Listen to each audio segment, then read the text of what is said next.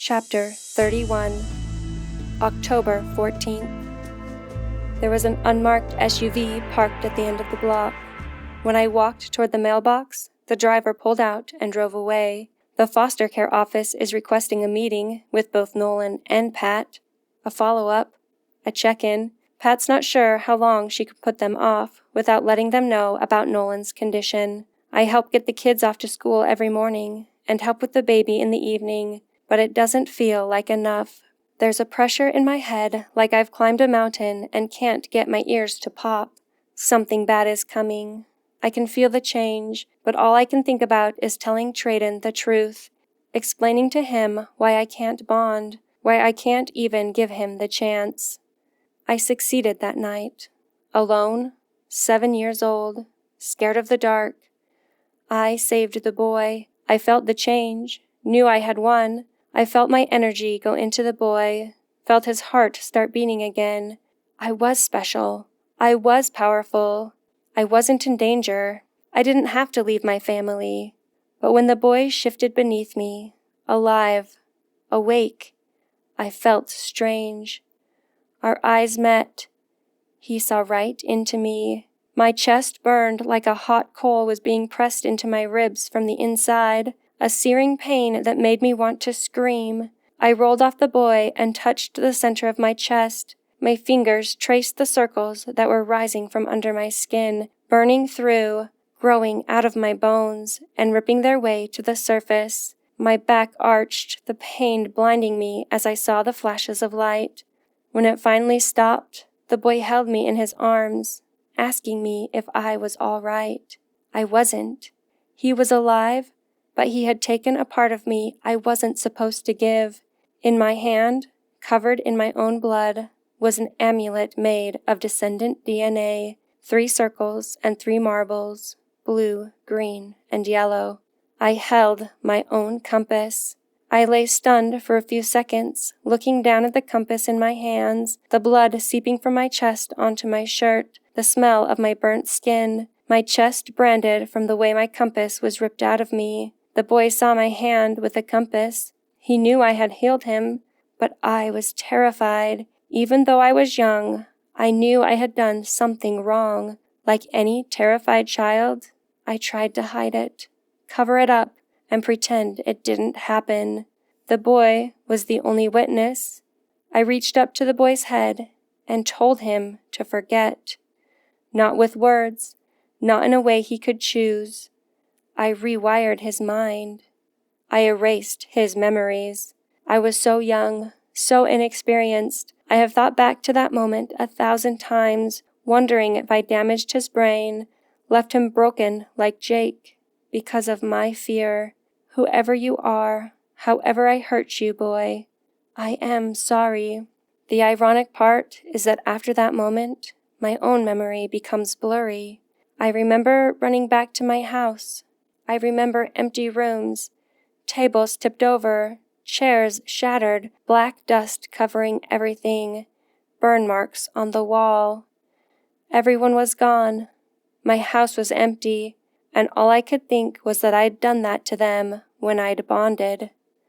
I'd burned them all. Treadon Nelson.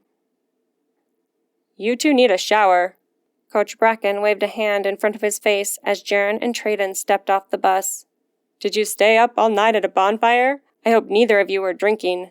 This is a big game. All the cards, win or lose. We're ready, Coach.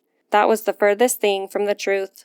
But they had to play. After what they'd seen, they couldn't let anything seem out of the ordinary.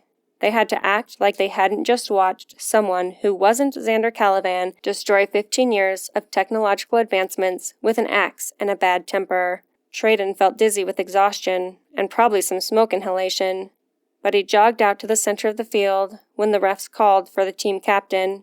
The world moved forward. The fans cheered or booed. The other players stretched and jogged up and down the field to warm up. It felt so normal and so out of place at the same time. No one knew something was wrong. No one knew they had almost died. This game was the pinnacle of everything they had worked for. It felt insignificant and essential at the same time. He wasn't going to lose this game. Not because of Xander, not because he'd been rejected by a girl, not because he wanted to fix things for his mom. Treadon wanted to win this game, to see for himself how strong he was. He sensed that what he'd seen at XC Energy was the beginning of something bigger, something that was on the edge of his life and pressing in, coming for him. If he won today, he would show himself that he was strong enough for what was coming. "I guess we won't be seeing my dad here today," Sharon said. "We lost a fan last night." Treadon watched his friend. "Jaren, I don't know exactly what it was, but that wasn't your dad. It was his body. It was part of him, but he wasn't the same." Jaren leaned his head back and looked up at the lights that flooded the football field. It was him and it wasn't him. He was a murderer, and he'd turn a corner. He was helping Vox, but he betrayed him. I don't know who my father is. I may never know. He was fighting. Treadon wasn't sure why he said that, but he'd seen it somehow. That's why we were able to get out. There were 2 different people in one body. I know that sounds crazy. Jaren nodded. Everything about this is crazy. I can't make sense of it. Jaren looked to the other end of the field. My dad was right. There's nothing for me here. No business, no future, no parents. Maybe football is all I have. Not true, but after last night, we could both use a win. You mean you want to play? I want to bury these guys 6 feet under. They stood up and joined the huddle, jumping with the rest of the team. Treadon saw the weight lift from Jaren's face, saw the excitement of the game push away the unknown, the unexplained. This was something they understood.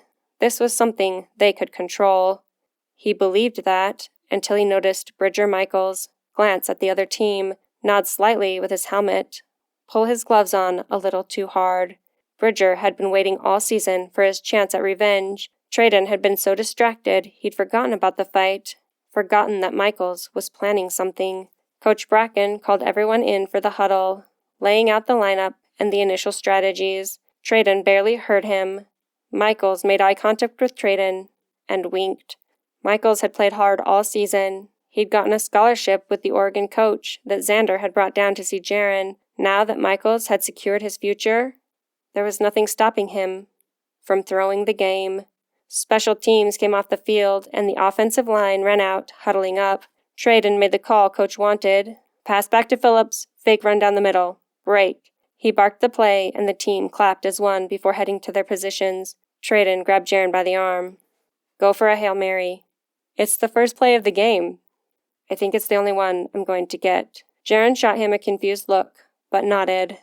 Treadon bent over, hands open and ready for the football. He looked both ways to check positions. Michaels had 3 guys on his side. He could tell by the way they shifted. They were going to let the defensive line through. Treadon was prepared. If he could make it through this first drive, maybe he could convince Coach to take Michaels out, put in a different offensive line. Hike. Treadon felt the firm pressure as the football entered his hands, and he backpedaled as fast as he could. There wasn't even a pause. The defense came straight through as Michaels and the others stepped to the side.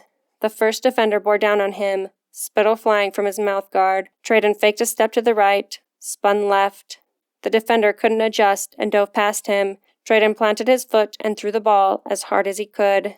He couldn't see Jaren over the heads of the next 2 defenders, but he knew he would be there.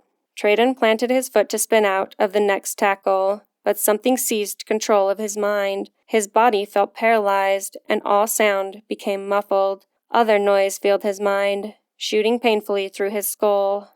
Children crying, yelling, the sound of something smashing, a plate, a glass, the crunch of wood, a door slamming, a single scream, high and piercing, that ricocheted around Treadon's skull. Ellie's face filled his vision. Treadon felt as if the sounds were severing him in half, ripping him apart from the inside. He knew the late hit was coming, was even aware when the helmet crashed directly into his lower back. There was no pain, only the reverberating echoes of terror as he was swallowed up in welcome unconsciousness.